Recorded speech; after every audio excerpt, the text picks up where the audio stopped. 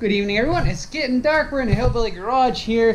Finally going to get to working on this Articat. I know I showed you guys this here before, but it's been just sitting here in the Hillbilly Garage waiting to get worked on as I got other projects done. But I know the guy that owns this is going to be wanting it back soon because this is his plow machine for winter. We're getting close towards the end of summer, so I better get cracking with it. And I don't know what all I told you guys about. I think I showed you a couple things here and there. But what had happened was his daughter and her boyfriend were out riding this one evening. Didn't realize the machine was bone dry of oil. It didn't have a drop in it. So what kind of happened here, as you can see, that might be just washing that. Let me get this turned off. Is they completely melted their piston. So we definitely know the piston's going to have to be replaced. Here's our cylinder. It's got some scoring in it. There's really only one that has me worried. There's one right here, it can just catch your fingernail. The rest, I think, maybe there's two. There's two right here.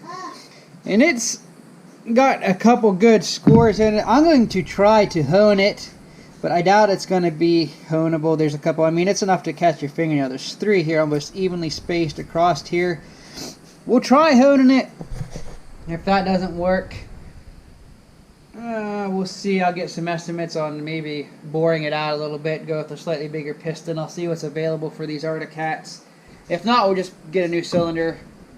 We're going to need a new head. As you guys can see, that this got awful hot and melted this in here. So we're going to have to replace the head. Everything else seems to be okay. The valves, oh, they're all bagged up. He had taken this to a garage to look at it first. That's why it's already partially tore apart. So now I got to deal with all the mess of pieces we have just thrown everywhere in bags. And so I have not opened up any of these. I don't know what kind of shape the valves are in. They don't look too bad. The intake valves still look pretty good. The exhaust valves, of course, are carboned up and we're probably going to need cleaning, but they don't look scored. We'll have to check the edges and see if we got to replace all those. But I got odd and end parts in here. And then you just have loose stuff like this C-clip. I have no idea where it goes. Hopefully we'll be able to figure that out. But my goal here is we're going to go ahead, take these body panels off. Now there's probably more than enough room to get in here to work on the motor in the machine. However, we need to figure out what was going on that it lost all the oil in the first place. So I want to tear into it, make sure we clean up, because it's hard to tell how much debris is inside here anyway, inside our crankcase. So we need to tear it apart to clean it, check everything out. We'll check the oil pump, make sure it's working correctly, because that might have been why it ran out of oil in the first place. So the first thing I'm going to do is take the racks off, get the body panels off, get to this engine so we can get it pulled out of the machine. So stick around. Hopefully good times are going to be had and not angry frustration and throwing of tools and getting mad, but we'll see how it goes.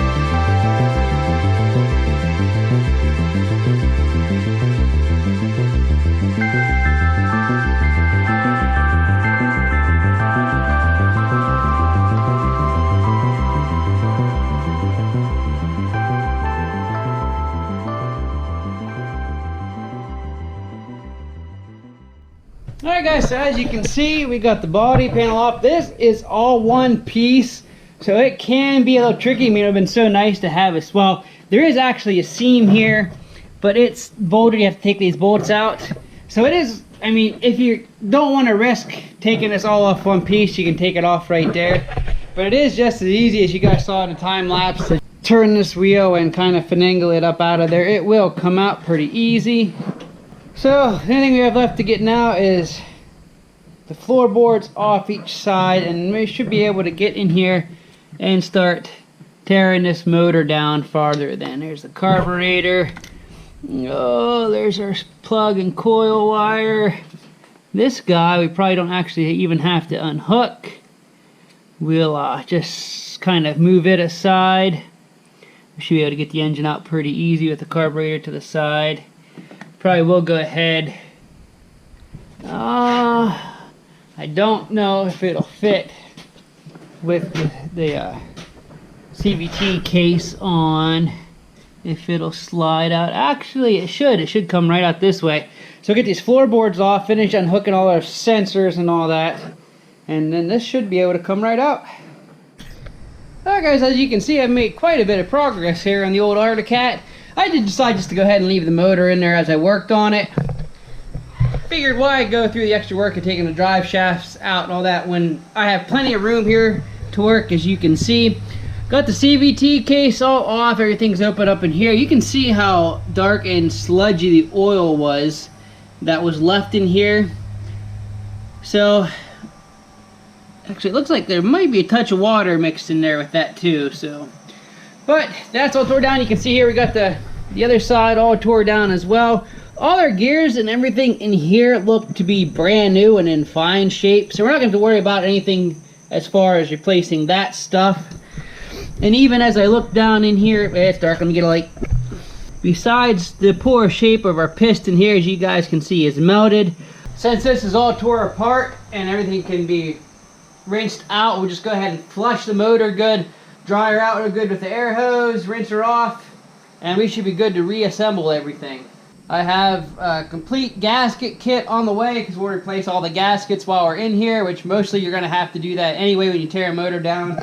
Because as you can see, you'll have pieces of gasket that just stick to the machine and will be stuck, and you'll have to clean that up. So I'll have to come in here and clean all this old gasket off. Same with our covers and stuff, clean all the old gasket off.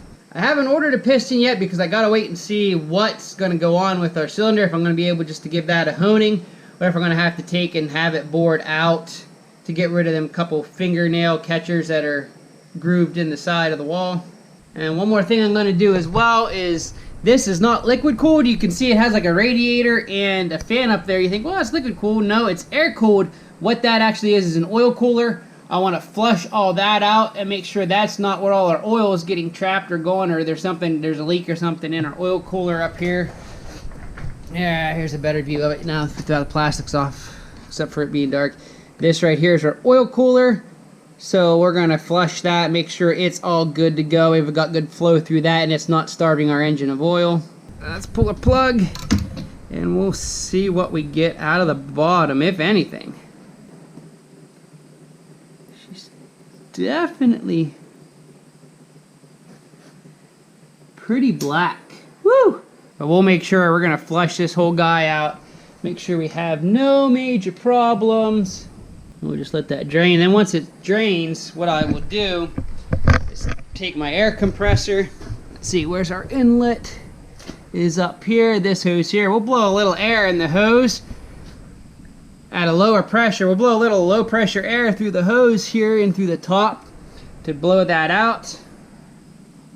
And then we'll come in here and I will probably take this hose off right here so that I can flush the radiator out and get her good and clean.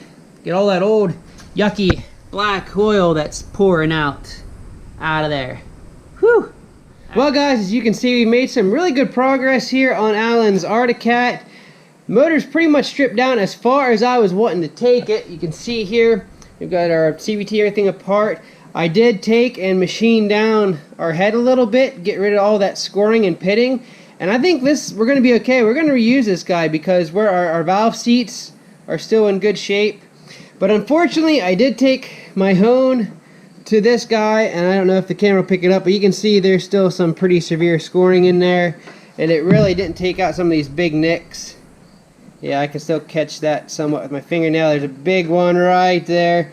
So what I'm going to have to do is take this to a machine shop. I'll see what oversized pistons are available for this motor, and we'll have them bore this out to whatever the smallest we can get away with, and I think that'll fix us up there. Yes, there are Big bore kits available, I think, that come with a 90mm bore that would bolt right in, have everything we need. Those run $400 or $500.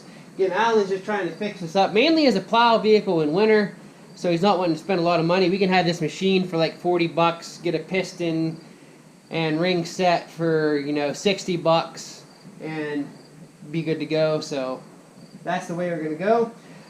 Unfortunately, I did notice something else though, which may determine what we do with this. You guys know I wasn't planning on pulling this whole engine out. We can pretty much get everything here to clean it out, and I was working on, as you guys can see, I've got a lot of the grime and stuff off of this. I was working on getting her cleaned up, and as I was doing that, I happened to notice that we had fluid running out back here on the crankcase. So apparently you can't see it because of the skid plate, but there is a hole, a crack, or just the gasket is wore back here in the middle. I pretty much guarantee that that's where all the oil went and was the cause of our problems. It was leaking there apparently, which makes sense. You guys can see how kind of caked the skid plate is right here. So it's hard to tell how long that was leaking on him, but obviously that's what caused it to run out of oil and caused him to melt his piston. So, or I guess I should say his daughter, since his daughter was driving it. So what I am going to have to do now is go ahead and pull the motor the whole way out so I can get at it, see what's going on, and go from there. Decide whether he wants to fix it or just sell it to me dirt cheap, and we'll have a new project that we can fix up and then rip on later on, which is a possibility. Alright guys, we made some pretty good progress here with the Articat. As you can see, I have a absolute bench full of parts because I did manage to get the crank split in two. Here's the one half. You can see some of the carnage in here, the pieces of the piston. Luckily, all these gears and stuff have not taken any damage. This is all strictly piston. Here you can see some of what fell out of the case as I split it in two. You can see here that there's a bunch in there we'll have to rinse out. But the dilemma I'm running into now is I try not to tear this apart more than I have to, just because it'll make reassembly quicker, easier. And it's apart enough now that I can rinse it, clean it, get everything done that I need to do. Here's the thing though, this got so hot that our piston pin has pretty much welded itself into the arm. So I've tried beating it, I've tried heating it. I don't want to just hammer on it because I don't want to break my arm. So I came up here with a solution we're going to try to hopefully be able to press that out. I got my arm puller here, and what it is, I cut this off with my grinder.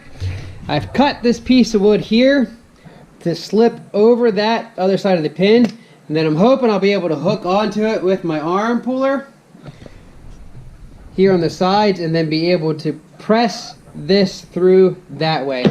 I've got a long bolt here, a hex head bolt with this kind of tapered washer. I'll stick in this end so I have a good place for the rod of the puller to push on, and it's small enough that it should fit through. Oh, excuse me. As I hack up along. So we'll find out if this will work or not. But as far as our transmission gears and stuff, they are all in. Whoops, don't want to lose that snap ring. Our teeth and stuff did not take any damage. We don't have any chunks taken out of any of our teeth or anything. So this stuff pretty much just needs cleaned up and it's ready to go back in.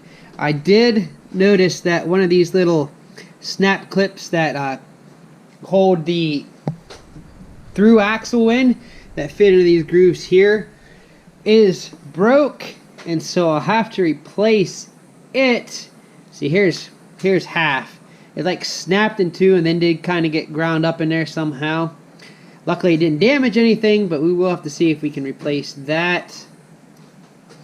And again, that just fits in here and keeps the axle from having any play in there, so it doesn't move on this and destroy anything. So let's see if my invention for pressing this piston pin through is going to work or not.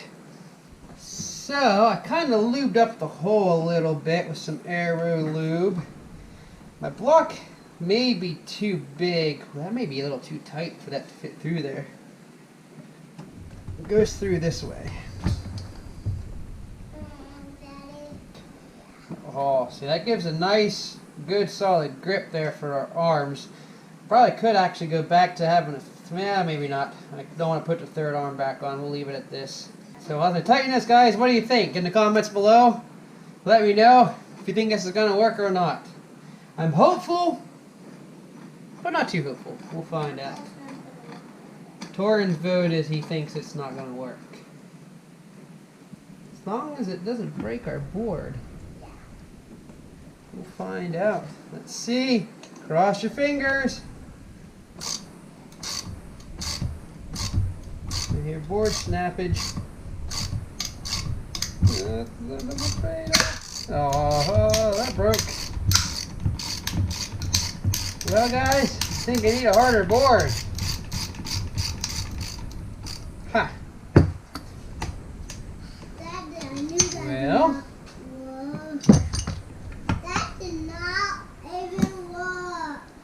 Well, Torin, actually, I think I did get it a little bit.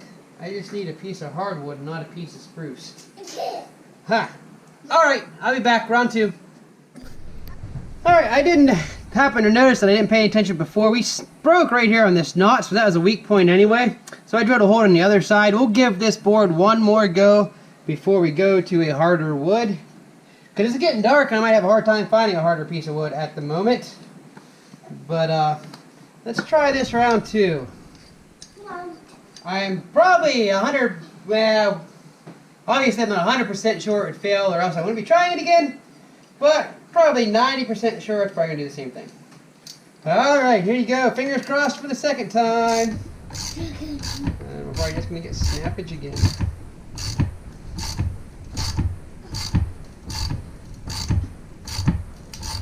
I hear snapping.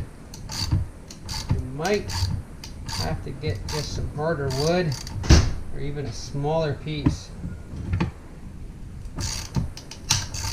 There she goes, there she goes. Alright, we're going to need some harder wood. Well, guys, I'm going to have to think on this a little bit. I probably will find a harder piece of wood, but as you can see, it's dark out there. I have a hard time finding a piece right now, so I think I'll go ahead and end this video here.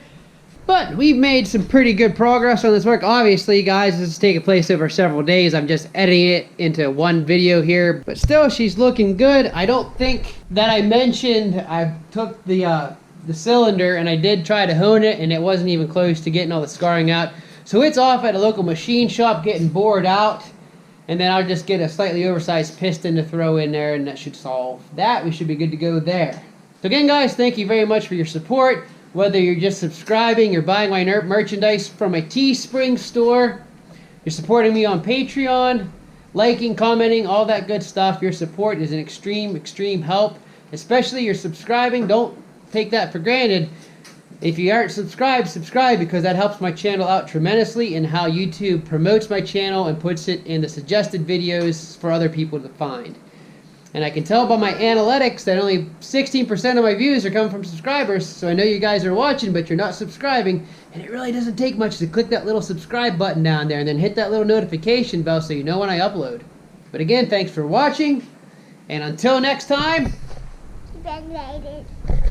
It's off. I can't see you. You can't see me. Oh no, the screen's off. There it's on. Keep on riding. Keep on riding. Have fun, be safe, and keep on riding. I said.